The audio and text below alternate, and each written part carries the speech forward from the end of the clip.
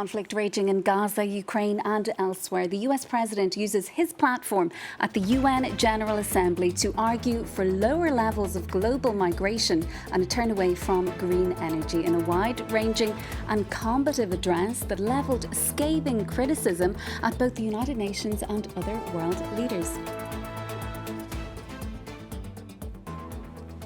Hello and welcome to this special edition of World Roundup on France 24 as presidents and heads of state address the UN General Assembly in New York. Donald Trump used his platform earlier to lash out at the United Nations while warning Europe that it would be ruined if it didn't turn away from a double-tailed monster of ill-conceived migration and green energy policies. His nearly hour-long speech was both grievance-filled and self-congratulatory as he praised himself and lamented that some of his fellow world leaders' nations were going to hell. Emerald Maxwell has the details. It was a less than smooth entrance for Donald Trump, who was confronted with a broken escalator as he arrived at UN HQ. An episode he brought up in his address to gathered leaders as he railed against the world body. All I got from the United Nations was an escalator that on the way up stopped right in the middle.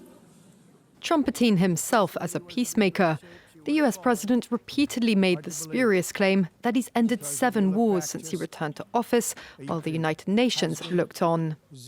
I ended 7 wars, dealt with the leaders of each and every one of these countries, and never even received a phone call from the United Nations offering to help. What is the purpose of the United Nations? The UN has such tremendous potential. I've always said it. It has such tremendous, tremendous potential, but it's not even coming close to living up to that potential. Trump has worked to undermine the United States' support for the UN since his return to the White House this year, withdrawing from the World Health Organization and the UN Human Rights Council, and clawing back $1 billion in funding.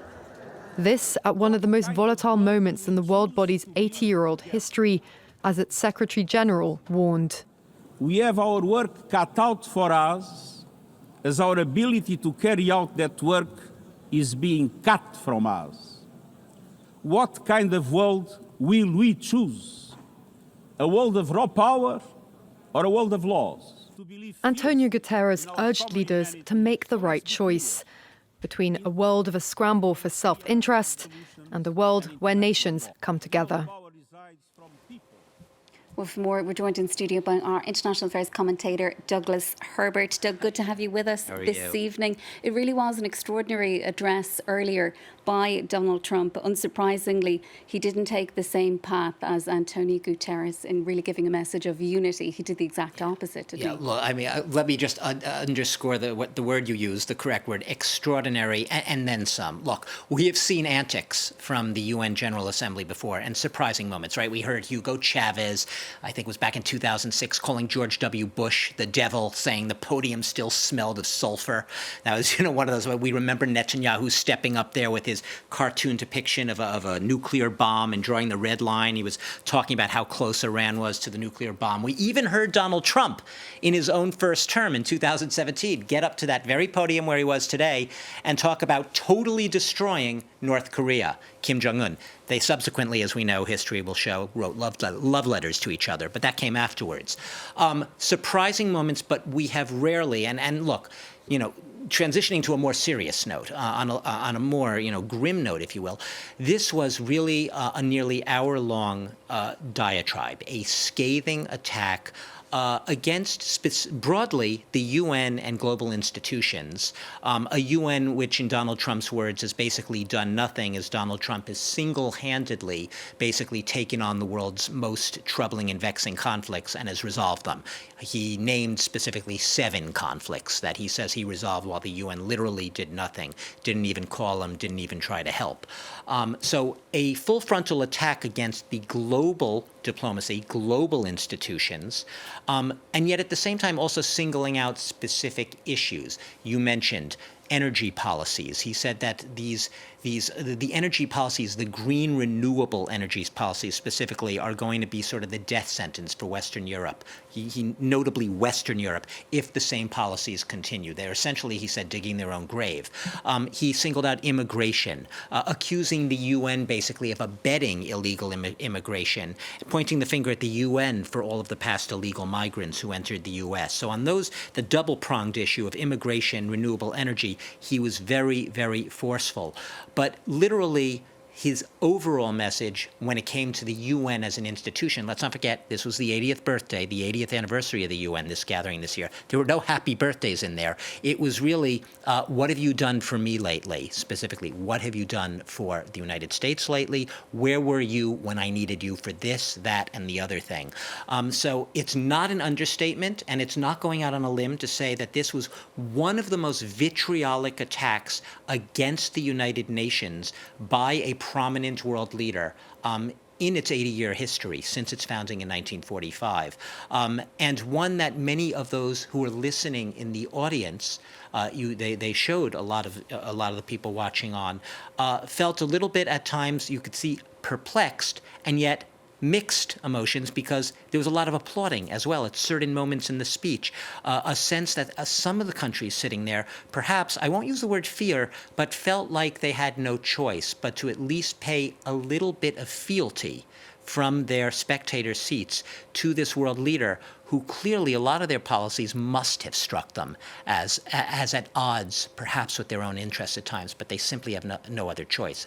It's Donald Trump at the helm of the United States, which is still perhaps the most powerful nation at the end of the day. And it also felt at times, didn't it, Doug, as if he was back on the campaign trail. You're thinking that maybe he has the home audience in mind for a lot of it, still as well also holding out for that Nobel Peace Prize. Well, he mentioned the Nobel Peace Prize specifically in the context of the 7 wars that he, credited himself with solving. But you're absolutely right. It had, at times, a whiff of a MAGA rally, on the road. This was obviously a very different audience than he would encounter at a MAGA rally, and notably the type of event he attended last weekend at Charlie Kirk's memorial in Arizona. Very different audience, but in many senses, he almost his message was he didn't modify the message that much. He was still directing it. He tried to use certain types of, I guess you could call it, a Trumpian humor. The teleprompter went down on him, right? So the escalator, when he was arriving in the public escalator at the United Nations headquarters in Manhattan, it broke down for a while, and he and Melania had to climb the stairs. He used those seemingly slightly, humorous, petty incidents, you might call them, and he used them as props in that broader diatribe against the UN. And you could either, depending where you stand, say, well, that's Trump's political genius, being able to take those very mundane moments and somehow deploy them in a broader case that he's trying to make against this global institution. Or you could just say he was being extremely petty at a very significant moment and belittling the organization that he is supposed to be, well, at least supposed to be honoring on its 80th anniversary. Exactly. Well, Doug, you're staying with us, but we can cross live now to the UN. Our correspondent there, France 24, Pamela Falk, is standing by for us. Pamela, you were, of course, there during this address and all the other speeches that we've been hearing at the UN today. Just talk to us a little bit about what the reaction was. Doug spoke to us a little bit about at times there was laughter in the audience, but there was also, a couple of tense moments. We saw the Brazilian president as well when he was referred to. Somebody appeared to be giving him a little bit of a shake, to pay attention. Donald Trump was speaking about him. So just talk to us a little bit about the ambience and the atmosphere, the reaction to that speech. Yes, it was expected to be very tense because President Trump and the Trump administration has cut back on the UN, has not paid its mandatory bills, has cut back on many of the agencies, including World Food Program and UNICEF and World Health Organization. But that said, the ambiance in the room changed dramatically when President Trump began by saying the teleprompter wasn't working, the escalator stopped, and what is the UN? What is the purpose of the UN? And so people laughed at the criticism that was so petty of these things like the teleprompter. But then he went on to say, he did say that the U.S. is 100% behind the United Nations, which seems to be a contradiction, and that got a few people more relaxed in the room. Then he went on to other subjects that were much tenser and that have really contradicted President Macron and other statements that he has made and policies of France. So, for example, on climate, he said it was a hoax, it was a con, and people who believe in clean energy and climate change are stupid. So there were a lot of insults. He went on to say that the world can buy American coal, but then also added things that the European Union and the U.S. agree to, which is that the reliance on Russian oil and gas needs to stop, and that is something that they agree to, and but that climate was something that he really, because the Trump administration did pull out of the 2015 climate agreement, the Paris climate agreement, and has gone they've gone their own way on climate. There was also on immigration. Immigration, there was the statements by President Trump that it's ruining the European economies, that every country has a right to its sovereign borders. That created some tension. On Gaza, clearly, and the Palestinian recognitions in terms of what just happened the day before on the two-state solution conference, he was very critical, and he criticized both France and Saudi Arabia for making these statements of recognition, because he said it was a reward for Hamas. Then, as you mentioned, he criticized Brazil for the prosecution of President Bolsonaro, his friend, but then said he ran into Lula on the way in, and he thinks he's a good man, so that he will be having a bilateral with him. So there was a lot of give and take on Ukraine.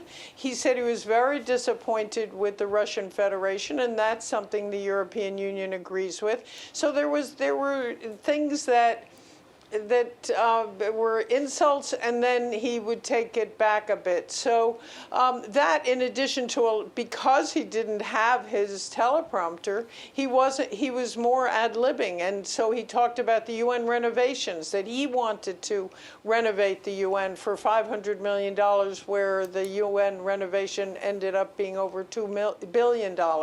And so there was a mixed message, but it was clearly one of America first nationalism versus both President Macron and so many other world leaders and the Secretary General, who are talking about multilateralism and that has to succeed with so many conflicts around the world.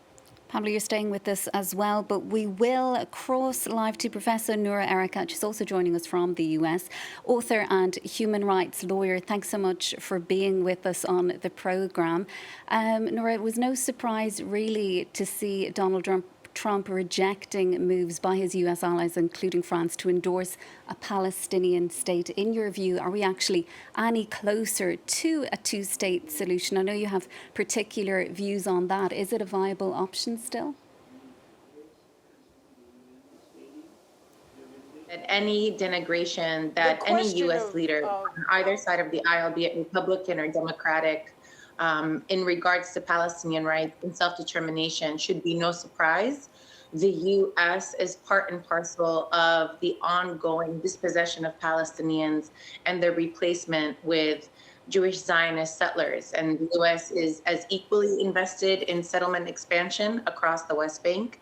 It's equally invested in recognizing the illegal declaration of Israeli sovereignty over Jerusalem, the declaration of sovereignty over the Golan Heights, the occupied Golan Heights. It's a part and parcel of now the continuing genocide of the Palestinian people in Gaza by both providing relentless source of arms as well as impeding any diplomatic solutions and multilateral solutions at the United Nations.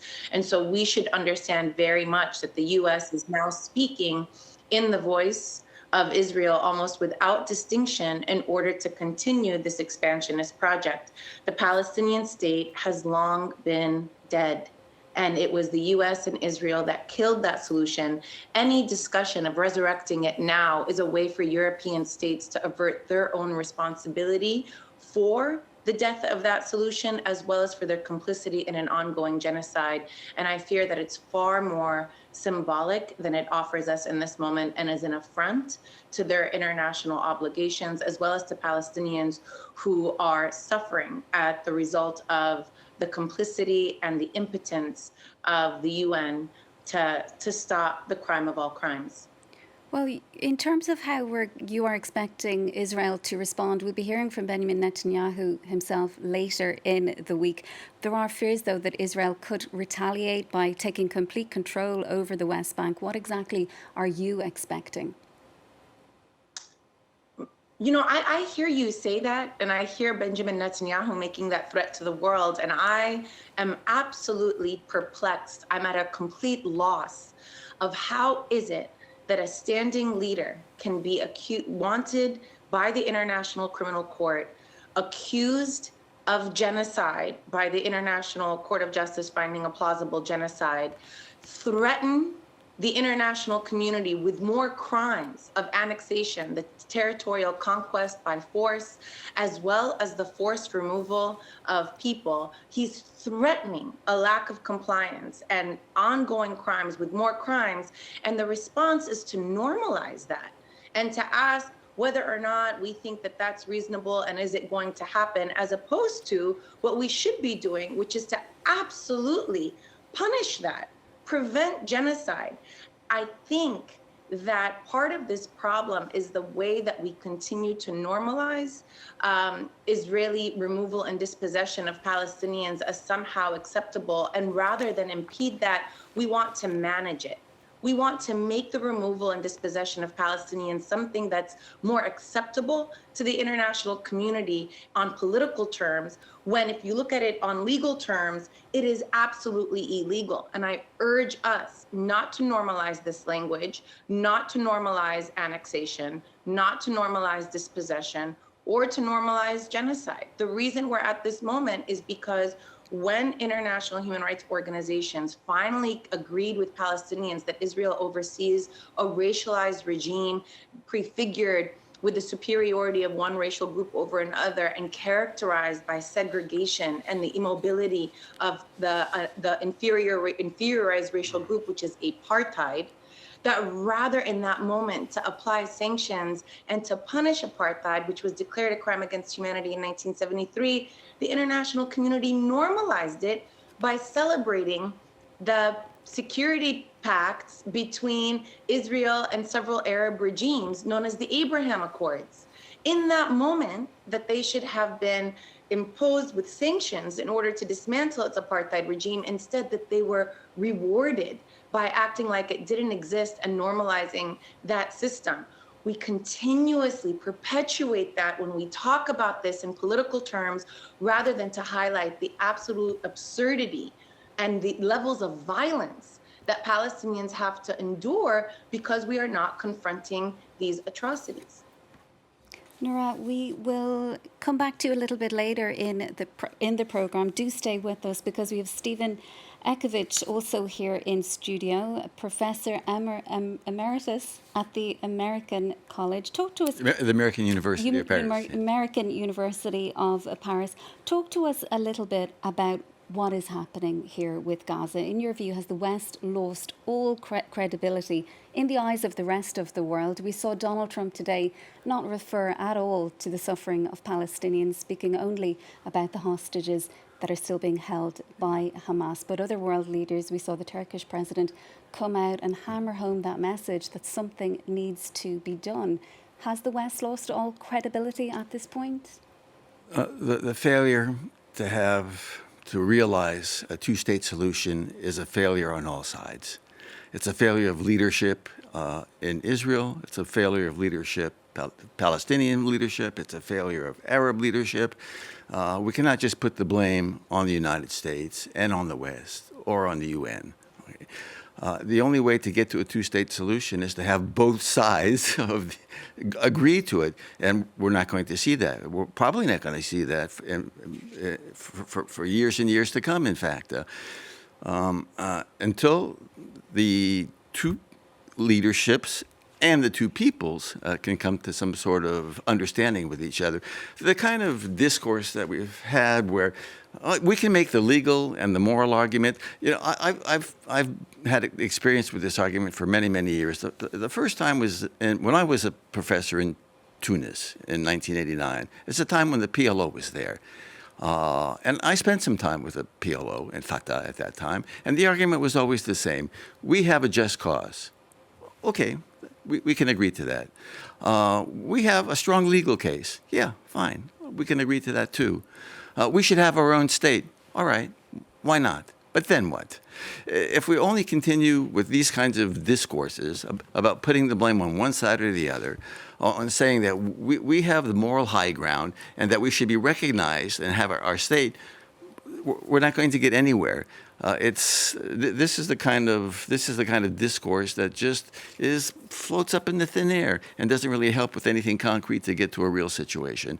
So American policy, at least since George W. Bush Jr., has been a two-state solution. His condition was two states living in peace side by side. Okay. For most American presidents, until this current president, there has been some kind of support for a two-state solution, but always with the recognition, once again, that the only way to get there was for the actual parties involved to have some kind of agreement. The United States was not going to impose it. The UN was not going to impose it. It's not going to be imposed from the outside. In a sense, now today we have a slight Donald Trump has deviated from the longer-term American policy to be in favor of its proclaimed diplomacy that the United States is behind a two-state solution, as is France. There are already something like 150 countries in the world that recognize the state of Palestine. What more can we get from a UN General Assembly declaration? If we go country by country, well, each country's leaders has a domestic stake in declaring a two-state solution. President Macron has an important French domestic stake in declaring that he's in favor of a two-state solution. So, I mean, I think we have to put all of this into a historical perspective and get out of this ethereal, ethical, moral, juridical argument that we've just heard, because it gets us nowhere. In fact, it not only does it not get us nowhere, it doesn't help at all. And you say a two-state solution can't be imposed, but can it even happen realistically without US support? We had the head of Amnesty speaking on our channel earlier today saying, with or without the US, the EU should be doing more, the rest of the world should be doing more. It needs US support. It could use EU support, but once again, we have to come back to the actual people involved. It's not going to happen until Israelis and Palestinians come to some sort of agreement. There have been many, many attempts over the years. They've all failed, and not only because of one side. Let's get that clear, okay? Both sides have, with the help of outsiders, with the help of the United States, with the help of the UN, with the help of the Quartet, there have been many outsiders who've come to the assistance of both sides to try to mediate, try to help to bring the two parties together. But in the end, the two parties have to come together. And that's why it seems to me very implausible to have a two-state solution soon. The Israeli public doesn't want it.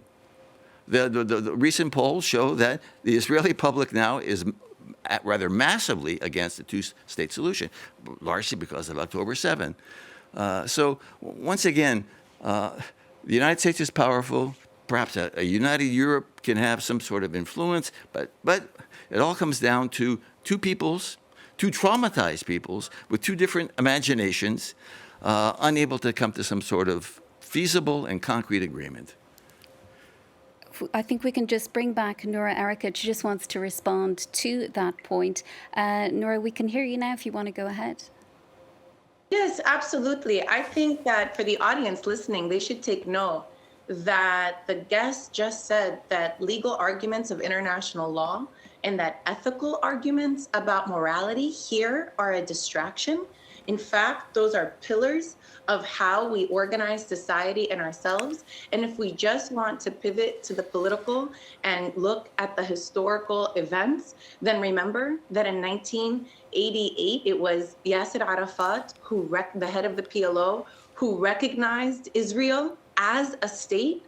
And in response, Yitzhak Rabin never recognized Palestine, but only recognized that the Palestinian Liberation Organization represented Palestinians. I also want to point out to the audience that we cannot create a false equivalency between the only nuclear power in the Middle East, that is the 8th largest exporter of weapons, that is the only has complete jurisdiction, the only sovereign from the river to the sea who can control the movement of even the so-called Palestinian president from leaving, and equivocate between them. Right now, the reason it's apartheid is because only one side, the Israeli side, is committing systematic human rights abuses against Palestinians.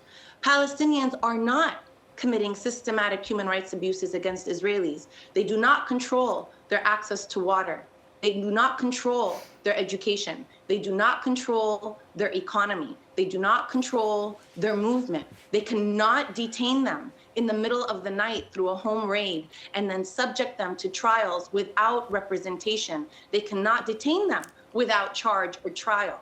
So we must be careful that, yes, this has to require outside intervention. Palestinians will need an international community based on law, morality, politics in order to end the situation, just as it required an international community to end apartheid in Namibia, apartheid in South Africa, just as it required an international community to end the colonization of colonized peoples. People in power will not relinquish their power on their own. And it's not just that Israelis do not want a Palestinian state. To the professor who spoke, Israelis polled want to even forcibly transfer their own citizens of the state. They want 56% want to transfer Palestinian citizens of the state. 82% want to completely ethnically cleanse Gaza and replace it. And that is because they have been impugned. Nobody has held them to account. And so that is our failure and why we must intervene, and it will require an international community to do the work. We can't leave it to Palestinians and Israelis because Palestinians have no power. Stephen, they don't control their economy. They can't control this outcome on their own. Stephen, we'll just, if you want to give a response to Noura there. We've heard the lawyer speaking, and it's just fine. And in general, a good ethical and moral argument. We can agree with that. Okay, well, this is the lawyer speaking. This is the professor here speaking. The historian and the professor of international relations. That you need diplomacy at some time. You need to bring the parties concerned together, and for all sides to make concessions. There's not going to be an outside power that's going to impose a solution. Outside powers can facilitate, they can moderate, they can mediate, they can make suggestions, they can put some pressures behind the scenes, but pressures only to bring those peoples together. And to hear that the Palestinians have not been committing war crimes, let's think about Hamas. Come on, this is I can't believe my ears on this. Rights abuses. Yeah. So, first of all, I'm also a professor.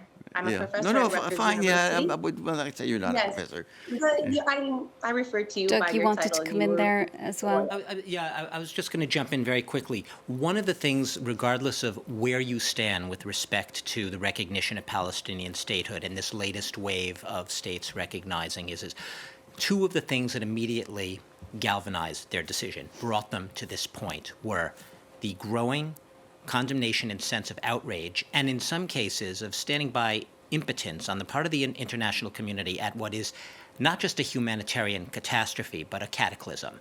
Objectively speaking, a cataclysm. We've had the terms of genocide assigned to it. You don't need me to start, trying to define genocide. That coupled coupled with the fact that you have a sense on the part of those who are recognizing the Palestinian state that, as Macron said yesterday, that it will soon be too late to seize the moment, to try to create a pathway to a lasting peace. And why do they feel that way? And this gets down to the false equivalency question. They feel that way because it's not on the one hand the Palestinians, on the other hand the Israelis.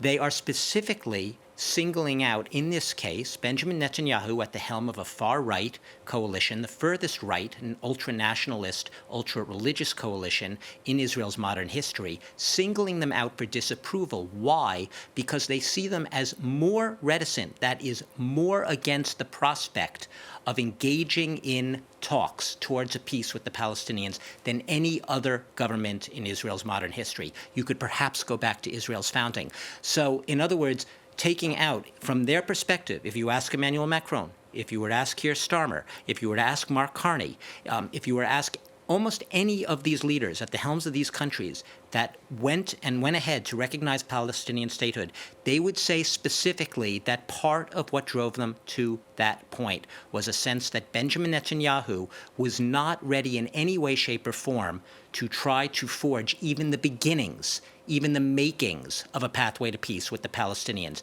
He did not see them as negotiating partners. He did not see a Palestinian state. This is not me saying it. This is him being explicitly saying it is not going to happen. It will not happen. There is no pathway for a Palestinian state.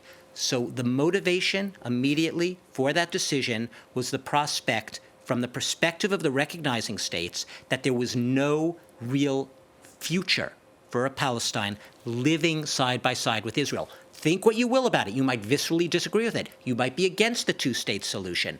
But this was the reasoning and the logic behind that decision. So that's where the false equivalency, you sort of have to put it aside for a second. They are specifically saying that in this particular instance in history, this particular Israeli far-right government with this particular Israeli prime minister at its helm was not amenable in any way to negotiating with the Palestinians on a prospect for a better future for them. And that's just clear. Ehud Olmert, a former conservative Israeli prime minister, a member of the Likud party, okay? He himself was in favor. He actually supported the Palestinian statehood recognition, given the context of this moment, recognizing that there seemed to be absolutely no other prospect with this current Israeli government of engaging the Palestinians. That's how they see it. And that is what is driving their decision. And that is why they think that even those who look very dimly on this recognition of Palestinian statehood, even those who say it's purely symbolic, it serves no purpose, it's not going to do anything, the international community should be concentrating on its other efforts, it's simply the explanation of why they're doing it in the first place. Symbolism, yes, but small steps, they would argue, do contribute to something more enduring, something more lasting. Well, I'll just bring Noura back in because I'm aware you're going to have to leave us shortly. Noura, on that point, can trust ever be rebuilt between both sides? As we're seeing here tonight, it's still a very divisive issue. And do Palestinians still actually have faith in the political process? I really do urge people. We've been, we're almost on 2 years of a live stream genocide. And we have that conclusion that's come by multiple scholars, including most recently the International Association of Genocide Scholars. And people need to realize that they cannot leave a situation of this much power imbalance where one side is using their force and their impunity, advanced weapons technologies, to destroy a people and then leave it to build trust between them.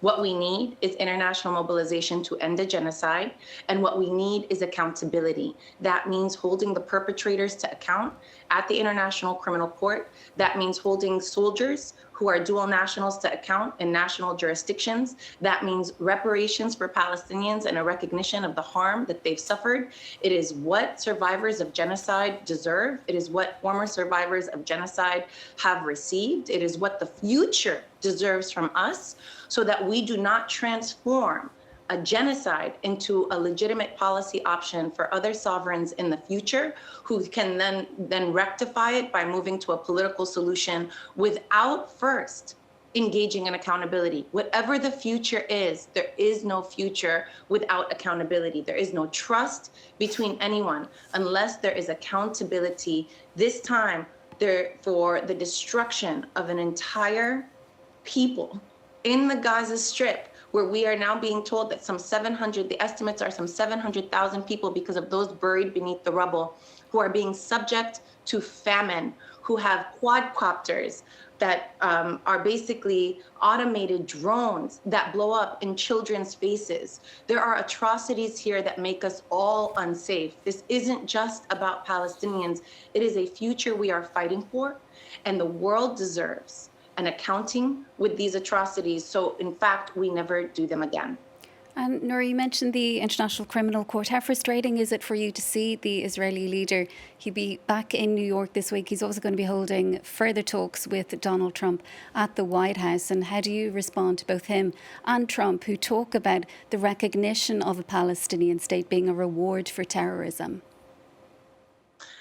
Well, I'm not surprised at all that he's welcomed in the United States, because the United States, as you heard, its leader is fomenting a lot of false realities. And so in trying to transform that absurdity and lies into something that we have to digest. So it makes sense that Netanyahu, a wanted war criminal, would be in alignment with the leader of the United States. What frustrates me is to see those who talk out of two sides of their mouth, like France and Macron, who on the one hand wants to recognize Palestine, but on the other hand also says that the ICC's jurisdiction over Netanyahu may not be binding because they're not a party to the Rome Statute. That's just legally untrue. It's really frustrating when I see France offering its airspace to Netanyahu, or when I see other European countries who are welcoming them and at the same time continuing to say that they believe in some sort of collective future for Palestinians. The first step is to end genocide and to end European complicity in that genocide.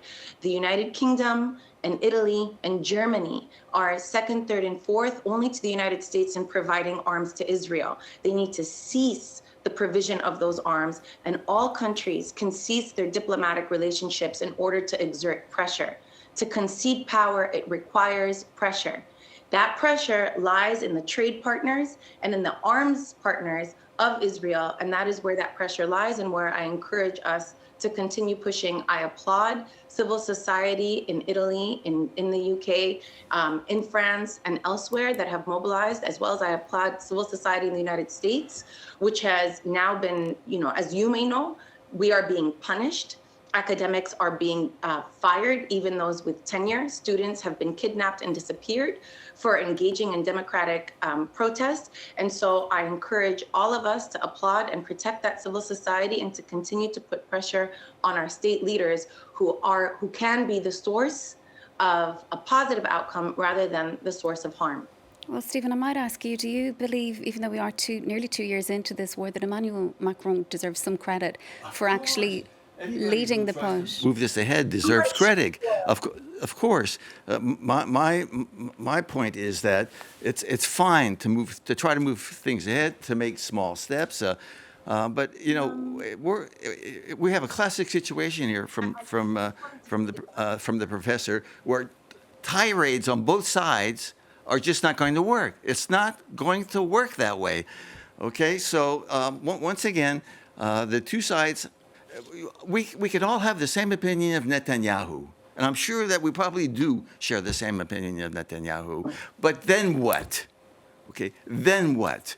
What can realistically be done by the European Union, and what will the United States do? That's an open question. What has the United States done all of these years? The United States has been a regular and persistent supporter of the existence of the State of Israel, and I cannot see that ending.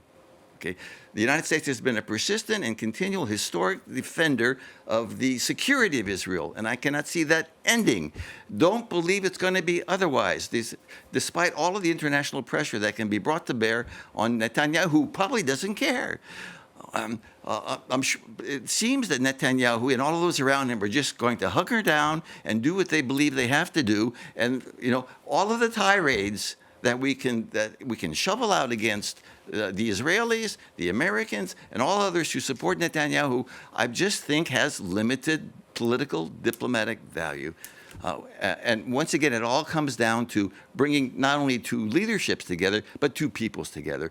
And when we talk about bringing two peoples together, that is a very long-term project. And so far, it has had some successes. There have been some successes. There's been advances and there have been regressions. We're in a period, certainly, of a regression in terms of Palestinian statehood.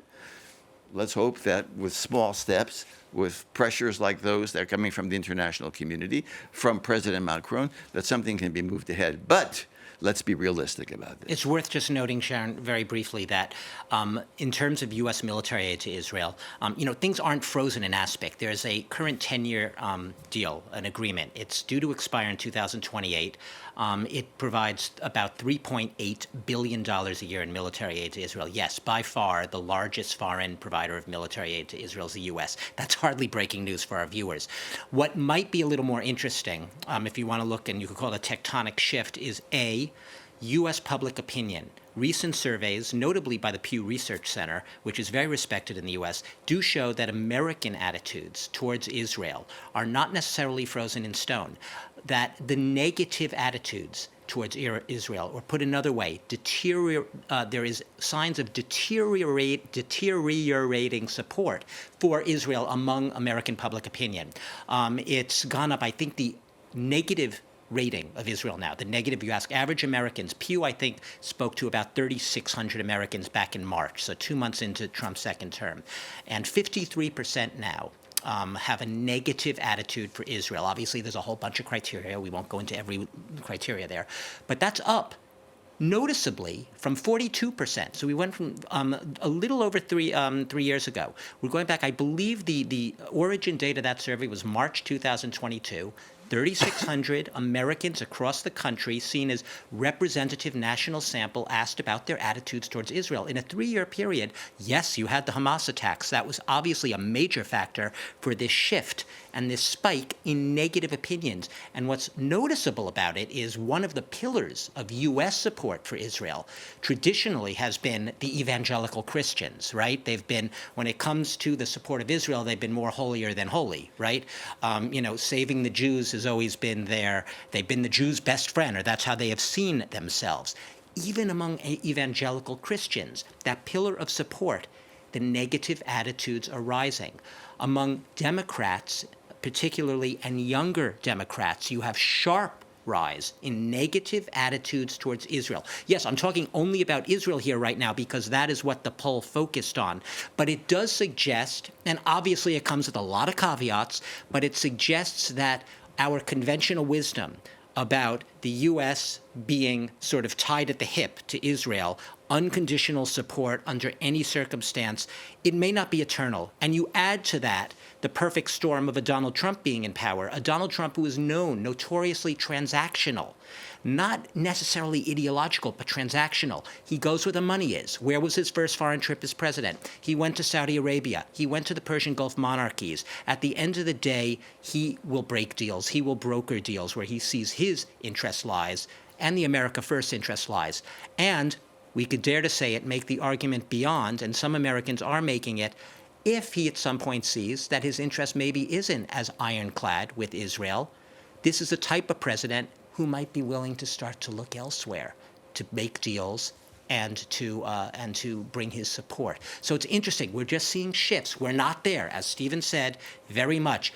Israel and the U.S. remain staunch allies. The U.S. remains staunchly on Israel's side. This Trump administration is still a pillar of support for Israel. Netanyahu knows it. But I would bet you, if I were a betting man, I would bet you that in the back of his mind, Benjamin Netanyahu is making a calculation about 2028, when that current 10-year military aid agreement expires. How can he start to perhaps wean Israel of its overarching dependence on American military aid?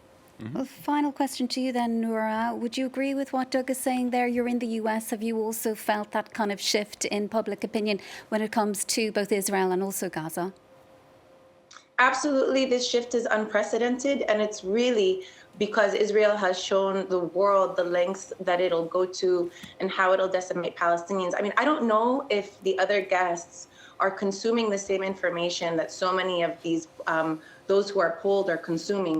But there are, in addition to the videos of destruction and to this, what is annihilation, there are videos of Israeli soldiers who are posting videos of themselves boasting that, in their own words, this is how much impunity that they enjoy these days, that they enjoyed listening to families burn. That Daniel Rabb from Chicago, a dual national, explained how he shot 2 unarmed boys, one of them because he tried to retrieve the corpse of his brother, but was completely unarmed, and said, I don't know why that corpse was important. You have to understand that for any human watching this is incredibly disturbing, and people feel responsible that somehow they were part of the impunity that created this society that basically thinks it has a right to cause this much harm to another people. I promise you, if there were Palestinians saying that as they were beheading babies, or they were destroying hospitals, or they were, starving Israelis to death, one, it wouldn't happen, and two, there would be an absolute tirade and uproar. So take into account the amount of deep, deep dehumanization that's happened towards Palestinians that has made this such a struggle. For us to be at nearly 2 years of genocide and still have to appear on these programs to make these basic, calls. I want to end by saying that whatever we can say about peoples and coexistence in the future, that we have to understand that when there is an oppressive situation, there are no two sides. There are no two sides to genocide. There are no two sides to apartheid. Those conditions have to end. And when it comes to the United States' relationship with Israel, I will also point out that the United States was the last domino to fall in supporting apartheid South Africa. And in fact, if you bean count the number of Security Council resolutions the US has made on behalf of Israel and other countries, protecting apartheid South Africa and Namibia comes only second to the number of vetoes that the US has issued to protect Israel. So the US has historically been in alignment with racially supremacist regimes that think that they have the right to oppress another people in the name of their self-determination. And it was the world that isolated the US historically, and that is continuing to isolate the US, as we can see right now. Noura Erakat, thanks so much for being with us on the programme. I'm going to return to you, Stephen. Yeah. Antonio Guterres, for example, has not directly accused Israel of committing genocide. Yeah. In Gaza. So we do have to make that point. Yeah. What is your view when it comes to that? And where does all of this leave French-Israeli relations? We're going to get into trying to define genocide and whether or not there's genocide going on. That's a long debate. I just want to say one thing. I'm sorry that my dear colleague has left us. By the way, we both have our advanced degrees from the University of California. But she has supported the argument I'm making here. This kind of discourse does not help. She just blamed all of Israeli society on what's happening. You get nowhere when you blame all of Israeli society. Israeli society is divided. There are important cleavages. There have been, in the past, very, very significant movements for peace. Where is the movement for peace on the Palestinian side, on the Hamas side?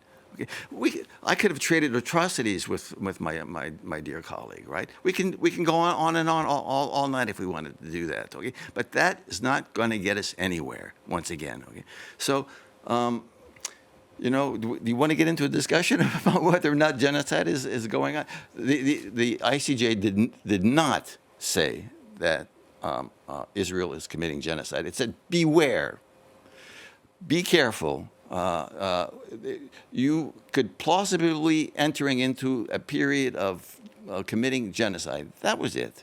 Okay. And a UN commission has found that, but not the UN itself. Okay, and Holocaust scholars. But this is yet to be decided legally. And what's that going to? How are the Israelis going to take that? The Israelis have very little confidence already in the UN. Continuing their long antagonism with the UN, and in some cases a justified antagonism. Okay, once again, I mean, I always come back to this because I've been dealing with my Palestinian colleagues and friends for over 30 years, even 40 years now. Okay, that at some point, the two sides themselves are going to have to work it out themselves, and to the extent that you're blaming the societies of the other exclusively, for what's going on, you're just not going to get anywhere. And I just don't see us getting very far. Public opinion in America is changing. We'll see how durable that is. Maybe it will be durable, but will that translate into pulling back support from Israel? Absolutely. The United States and Israel have other insignificant ties besides public opinion. Okay, very important economic and technology ties. Also, I think sometimes we let our hearts speak, and what we see is heart-rending. But at some point, once again, we have to make a clear-headed, realpolitik approach to what's going on. And once again, that's going to take a long time because the underlying mentalities, imaginations of these two nationalisms, for the moment, are incredibly antagonistic. They haven't always been. There have been periods when there have been real attempts to come to some sort of reconciliation. They've always failed, and not only because of one side, once again. So. And considering the history of the Jewish people, how concerning is it for you as a historian to see how isolated Israel has become? And Benjamin Netanyahu, he doesn't seem to be too worried about pulling back from that. He's talking about a super Sparta. It seems to me that Netanyahu, I think he's seizing the moment. This is a moment when he can advance his interests. Unfortunately, okay, he has seized the moment because maybe he's seeing that, Donald Trump's not always going to be around. And the constellation of forces in his region are already favorable. Is there any Arab regime that wants a two-state solution today where Hamas is the government? We haven't talked about that yet, for example. Okay, although the regimes have to be very careful with their own Arab public opinion, called the Arab Street, we can be sure, and geostrategists know this, that there's no regime in the region that wants to see a Palestinian state today where Hamas would be the main political power. And should the Arab world then be doing more? And why is it failing? It also can't unite. The EU's getting a lot of criticism for being unable to come up with a unified response. But as you say, there are questions to be raised about how regional neighbours are responding also to all of this. I remember a lecture I gave long ago in Tunisia to my Tunisian diplomat students. Who at one point, someone raised his hand and said, "Professor, we know the United States is in the Middle East just to cause divisions among the Arab peoples." I said, "My friends, do you think you really need the United States to cause divisions among yourselves?" Okay. These countries have their own interests. They're going to pursue them for their own regimes, not necessarily for their own people, but for their own regimes and their own personal powers in many cases. So the situation is far more complex and far more difficult to resolve, precisely because there are so many cross-cutting currents in the region that are not favorable today to a two-state solution. And I'll just note today that, these UN General Assemblies, right, they're as much about who's speaking at the podium as the bilateral meetings on the side. Donald Trump held a slew of bilateral meetings today, more like a big multilateral meeting, a mini summit, if you will, with leaders from or representatives from Indonesia and Turkey and Pakistan and Egypt and Saudi Arabia and United Arab Emirates and Jordan. The list goes on. But it does show that he sees these countries, these nations, both neighbors and even further flung countries, as being integral to sort of the broader calculus of the Middle East conflict and resolving this issue. It's going to take... There are a lot of cross currents, as Stephen was saying, and it's going to take a lot of very difficult and tricky and nuanced negotiation, taking into consideration all those different interests, because they're not cut and dry, and it's easy to think of different regions and different countries as being monolithic in their approach and their attitudes towards Israel or towards Hamas, and it's rarely the case. So I suspect that type of multilateral summit, what's interesting about it is the very fact that it's taking place with that entire grouping, with Donald Trump, showing that Donald Trump does realize the importance, the integral importance of those neighbors, those regional neighbors, in trying to forge any sort of viable, durable solution. Yeah, I don't think Donald Trump has any coherent view of what's going on here. His personal meetings with these leaders are no doubt personal. He's trying to size them up and to try. He met with them empathize. as a group. Yeah, in this case, he did meet with them as a group. But you're right. Yeah. Obviously, he has the one-on-ones. He prefers bilateral diplomacy towards this multilateral globalist. But in this case, he got them all in one room, perhaps for time constraints as well, I suspect. And Professor, if I could just ask you, who do you think, if we get to the point where we have a viable Palestinian state, who should actually rule it then? That's the big question. We can all be in favor of a Palestinian state. We can all here be in favor of a Palestinian state. How is it going to be created? Who is going to govern it? And what will its relations be with its neighbors? We're very far from giving plausible and realistic answers to those questions today. And as I see it, into the even far future, once again, when two peoples are antagonistic to such an extent, and when each society is blaming the other society, there's no room for argument. There's no room for diplomacy. When you're going to chastise and attack an entire society and a civilization, there's no room to negotiate. Those who have recognized Palestinian statehood, one of their key arguments is that it absolutely excludes any role for Hamas in a future Palestinian government. Obviously, the next thought there is that is easier said than done. Hamas itself has no intention of its own volition relinquishing whatever power it may still have or influence in Gaza. Right now, it's technically still the rulers of Gaza, despite the Israeli occupation there. But the recognition of the Palestinian statehood comes with that stipulation that any future government would be presumably with a revamped Palestinian Authority, because Mahmoud Abbas has now been in power for 20 years, and he is viewed by the vast majority of even those that he nominally controls out of Ramallah in the West Bank. Even that population sees him as old and decadent and debauched and corrupt and no longer really a competent leader. That said, the idea, at least, the idea is looking beyond Hamas somehow to forge a Palestinian entity, governing entity, that would perhaps be a new type of remodeled, rethought version of the Palestinian Authority that would be presumably more to the liking of the Palestinians over which it's supposed to preside and govern. Well, let's hear from some Palestinians. We'll take a little break there from the chat. We'll be back with you later, Doug, because Palestinians have been responding to these moves to recognise statehood with a mix of guarded hope and scepticism. Rallies have been held in Ramallah and Hebron, where locals have been calling for tangible moves to realise Palestinian statehood. But others say they've lost all faith in the political process. Cara Garland has more. Waving their national flag alongside those of countries who've recognised the state of Palestine. Residents gathered in the streets of Ramallah Tuesday to hail the recent moves by Western nations. France 24 reporters spoke to some of them.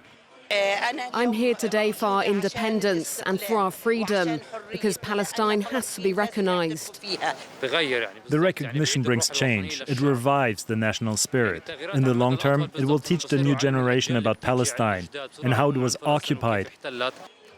Others, however, were sceptical as to what tangible effects the recognition would have, especially at a time when Israel is pushing ahead with new settlements in the West Bank, when attacks by Israeli settlers are increasing, and as Israel intensifies its destruction of the Gaza Strip. Given the political role and control exerted by the United States on the ground, I don't think there will be big changes. There were similar scenes of celebration in Nablus in the occupied West Bank. Demonstrators carried posters of Palestinian President Mahmoud Abbas, former President Yasser Arafat, and the jailed prominent Palestinian leader Marwan Barghouti. The fact that Western Arab countries recognized us gives strength to the people. We have more entity and value than before. France, Canada, Australia and the UK are among multiple countries to have recognised the state of Palestine since Sunday. The move aligns them with more than 140 other nations also backing the Palestinians' aspiration to forge an independent homeland, despite fierce opposition from Israel and the United States. Stephen Ekovich, let's talk a little bit then about the situation in the West Bank. Tensions have been inflamed there since the war broke out in Gaza. Let's talk a little bit about the concerns that people have about Jewish settlements increasing, obviously, new settlements being approved. What needs to happen there? And if Benjamin Netanyahu actually moves to fully take over the West Bank, fully annex it, is that going to make any difference to what the EU is saying, to what Arab states are saying, to what the US is saying about the situation? I think what is being done in the West Bank by Netanyahu has to be condemned. It's clear. And it's one of the reasons we might say, unfortunately, that Netanyahu is the war leader today, because I think we can all agree that what the Israeli government is doing in the West Bank cannot be supported. Now, will he try to take all of the West Bank? I think there are probably some important political and diplomatic obstacles to that. Europe will certainly not accept that. And to the extent that Europe can do anything in terms of putting obstacles in the way of Netanyahu, that's a big question. I'm not sure. I think the United Arab Emirates has already announced that if Netanyahu were to try to take over the entire West Bank, the Abraham Accords are dead. Okay, so I mean, this has to enter into his calculations today. What would be the cost? Not only for his own public opinion, but for the diplomatic chessboard that he has to deal with in the region and vis-a-vis the Europeans and even the Americans. So, I mean, I would say tonight it doesn't seem reasonable that he would do that, but we can try to predict the future, but there are always surprises, right? How much pressure, though, is he coming under from those far-right ministers? He's also facing elections next year. He's in the middle of a corruption trial. There are a lot of different forces acting upon his actions also. That's why tonight I would hesitate to make any kind of prediction about that, except, once again, I think given the regional chessboard, given the falling international support for Netanyahu's Israel, maybe on the one hand you could say, in any case, I'm going to be condemned. I'm being condemned everywhere. Why not? But there's some real political, diplomatic problems with that as well. So I don't know. But tonight it seems not very plausible to me. I don't know what you might think about that.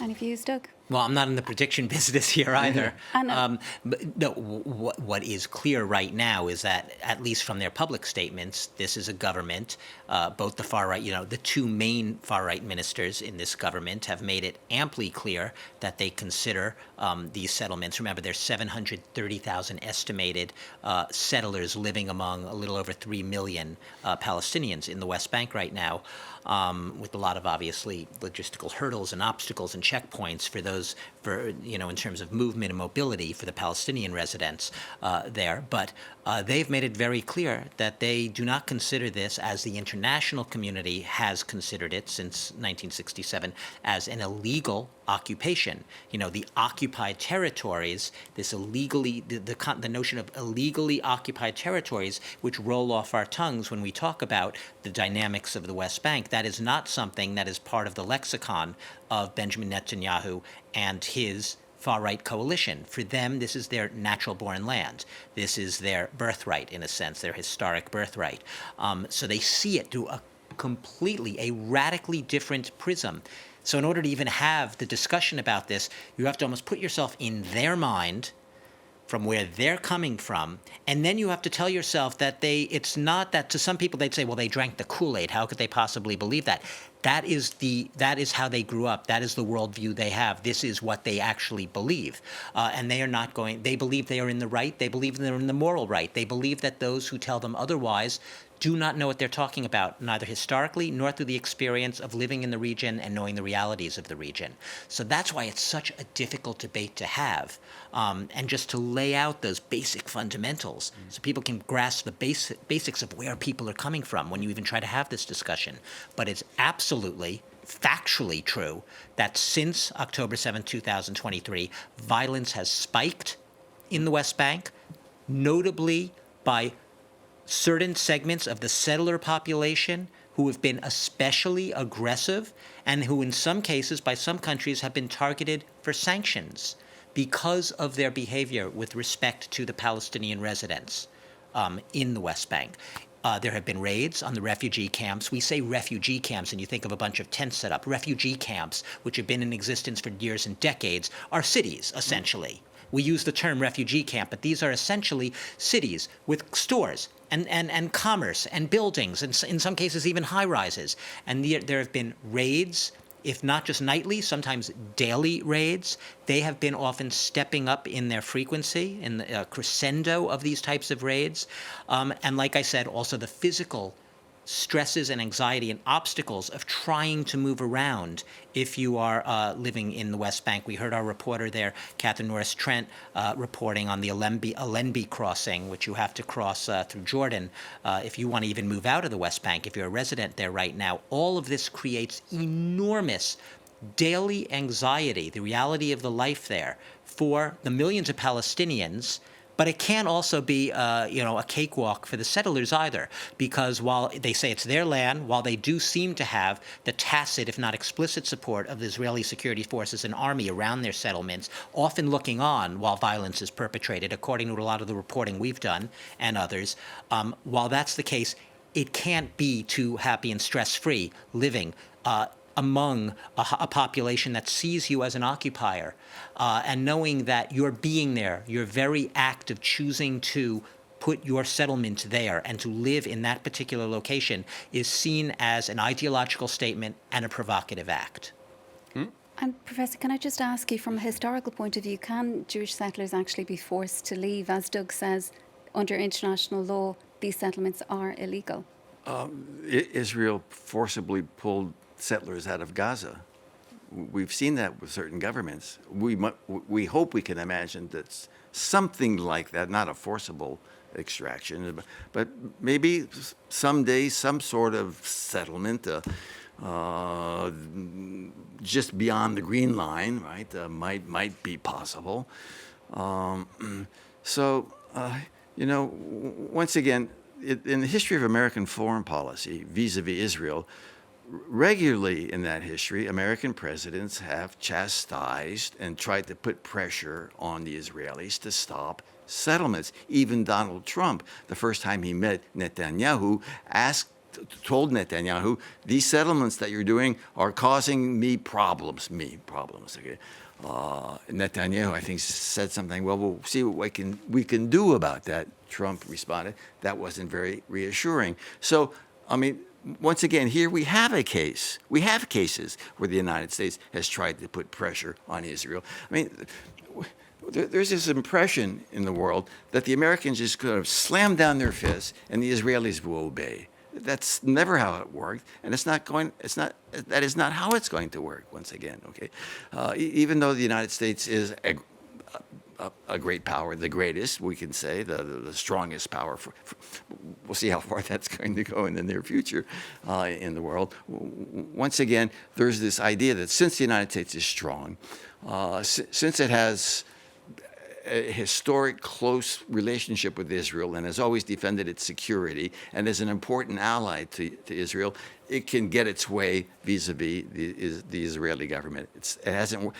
Pressure can be put on. There can be some inflection in Israeli policy, but we're not going to get a situation where the United States comes in and demands that Israel change its policy and that Israel will change its policy. That's just not in our real world. That's not going to happen. Well, particularly under Donald Trump, it doesn't look like he's applying applying in particular Donald Trump, any pressure at all. Well, as we say, the Israeli government has been threatening to fully annex the West Bank. It recently approved plans for a hugely controversial settlement project next to East Jerusalem, known as E1, as France 24's Catherine Norris-Trent reports. These hills just outside East Jerusalem in the West Bank are in the E1 zone, a highly controversial Israeli settlement plan, which the UN has labelled grave and unlawful. So welcome to E1, we're in it. Notice how the scenery changes drastically. We're now at the edge of the desert. Naomi Khan campaigns for Regavim, a pro-settler group founded by the far-right minister Bezalel Smotrich. What you see here is a magnificent Palestinian garbage dump on our left, and soon massive illegal Palestinian construction. They lobby to demolish Palestinian buildings in the West Bank on what they claim as Israeli state land. They're delighted the E1 project has just been signed off. It was frozen for decades under US pressure, but that's changed with Trump in the White House. Now the international climate has changed, and that includes first and foremost the United States administration. Here we are, 30 years later, and US approval has been attained. E1 would link Ma'ale Adumim, one of the largest Israeli settlements, with East Jerusalem. Coming here to formalise the controversial plans earlier in September, Israel's Prime Minister Benjamin Netanyahu said there will never be a Palestinian state. This land is ours. His Finance Minister Bezalel Smotrich going even further, saying the E1 project would bury the idea of a Palestinian state, wiping it out, not with slogans, but with actions. The Israeli NGO Peace Now says E1 will cut off territory vital to a Palestinian state. Around 1/3 of the Palestinian population in the West Bank lives in this area, with nearly 1 million people. If Israel continues to take over more of the very little land reserve left for Palestinian growth, it will cripple the Palestinian economy even before it gets off the ground. But the mayor of Ma'ale Adumim says the plans are actually important for Israeli security and affordable housing, and that Palestinians can go round the sides. I do think that establishing a Palestinian state in the heart of Israel is a security danger for the Jewish people and for the state of Israel. But there is a road that enables Palestinians to travel from south to north, and a 15-kilometer corridor to the east of Ma'ale Adumim, which also allows for Palestinian movement. This Israeli government has accelerated settlement building, approving 49 since taking office. In one of those just south of Jerusalem, we met settler leader Lior Tal, who established an outpost 6 years ago and was accused of intimidation by nearby villagers. We've got more than 120 hectares of state land here, and we protect it by taking our sheep out to graze. When Jews walk around an area, no Arabs will go there. There won't be any intrusions. He dismisses out of hand the idea of a Palestinian state on this land. Why? Why should they be here?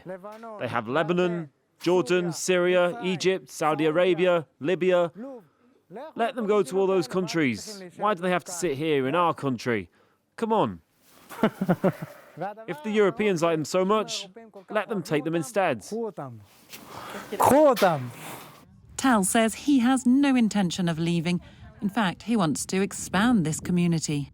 Despite years of international condemnation, more than 500,000 Jewish settlers now live across the West Bank.